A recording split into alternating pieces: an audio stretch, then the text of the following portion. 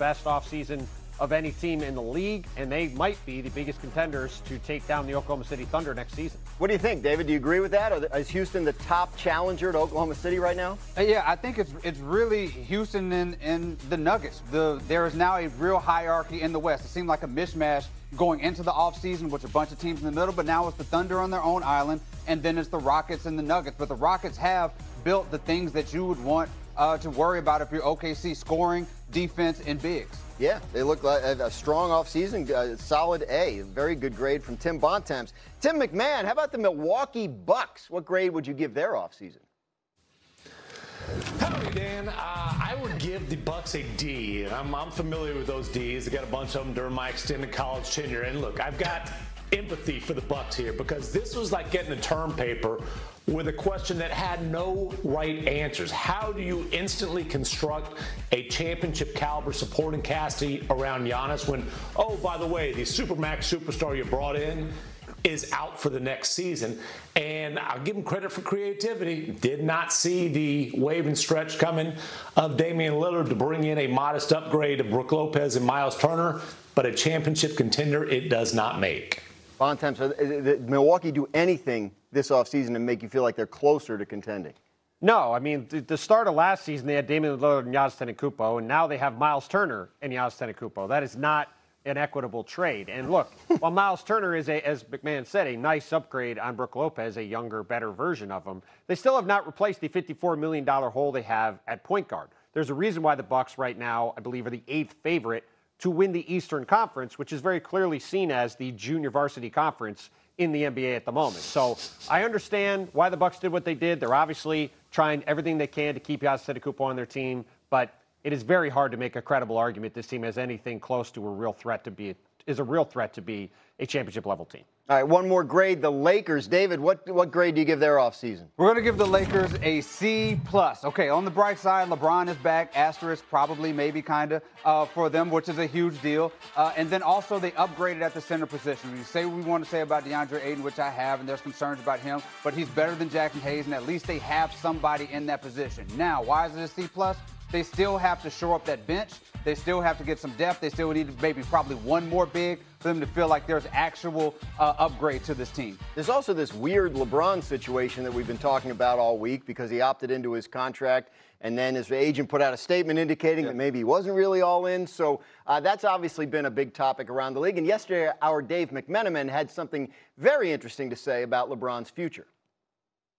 Dallas, I'm told that they would only be interested in LeBron in a buyout situation. So, and again, we just because there is a deal to be made there. Right. If they wanted to make a deal, there's a deal. Yeah, there's a deal to be made there, but I don't believe that's happening.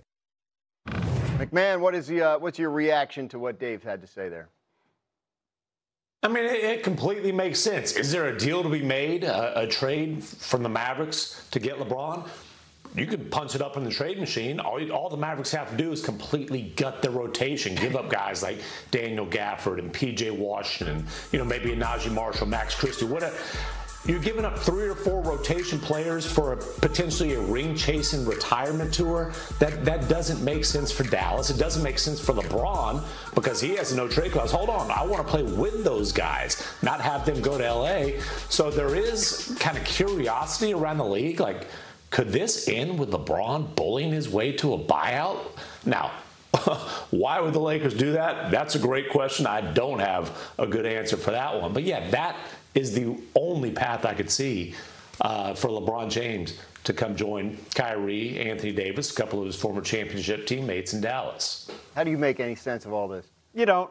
I mean, this is the NBA. Okay. This is what happens. We have a lot of conversations like this around the NBA where things just don't make a lot of sense. And this doesn't make really any sense. We're not talking about the Milwaukee Bucks waiving Damian Lillard, who has a torn Achilles, and they're desperately trying to keep Giannis Antetokounmpo. We're talking about LeBron James, who was a second-team All-NBA player last year, who still is one of the best players in the world, if not the best player in the world, like he was for so much of his career.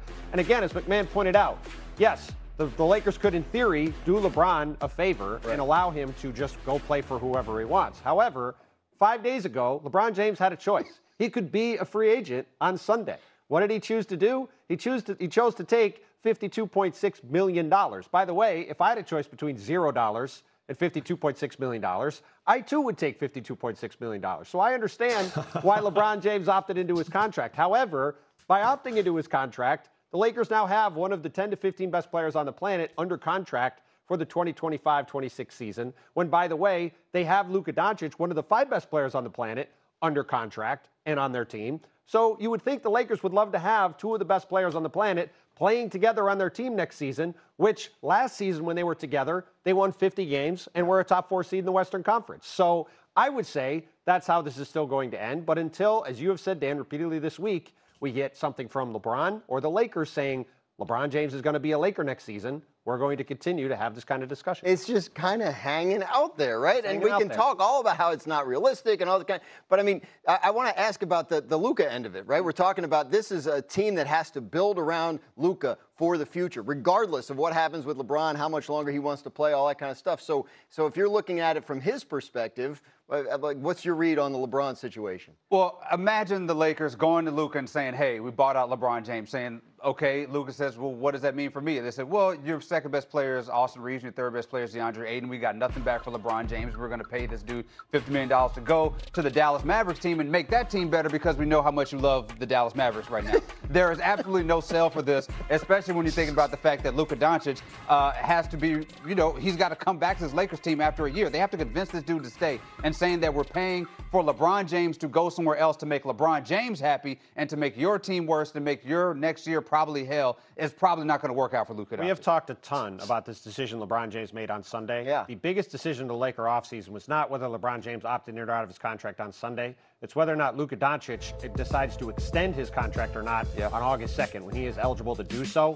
And the Lakers cannot jeopardize that. And to me, if I'm Luka Doncic, if I look at the Lakers and they just, to David's point, just let LeBron James walk to go anywhere, I'm not sure why I would look at the Lakers as a place I'd want to be long term, because you're just completely handicapping this team next year. And by the way, for Luka Doncic, 2 years ago, he's in the NBA Finals. He gets traded to the Dallas Mavericks this past season, or from the Dallas Mavericks to the Lakers this past season, a team that's not nearly as good, that obviously hopes to be in that sort of conversation later. If LeBron James now walks away and he goes from being in the finals to now being on a team that's all but certainly going to be in the lottery next year, that would be, to me, just a wild set of circumstances for one of the best players in the league. McMahon, quick final word on this for now. Yeah, I would just like to see Rob Pelinka, Jeannie Buss explain to Luka, hey, we're donating LeBron to the Dallas Mavericks, the team that dumped you, stabbed you in the back, shamed you on the way out the door. But trust us, we know what you're doing. You want to be here long term. We're completely a competent franchise that you can put your faith in. Amazing sales pitch. I'd like to hear that conversation. Yeah, it's an amazing sales pitch. Maybe we'll get more information this weekend than we got last weekend about what the true intentions are in all of this. But it has been fascinating to discuss, and we will continue to do it. When we come back, could Aaron Rodgers run in the Steel City sputter? One of our analysts has a Pittsburgh prediction that could shake Steeler Nation. Plus, Ohio State hasn't beaten Michigan since 2019, but that didn't stop the Buckeyes' biggest star from trash talking the Wolverines. You're going to want to hear this, and you will, straight ahead on Get Up.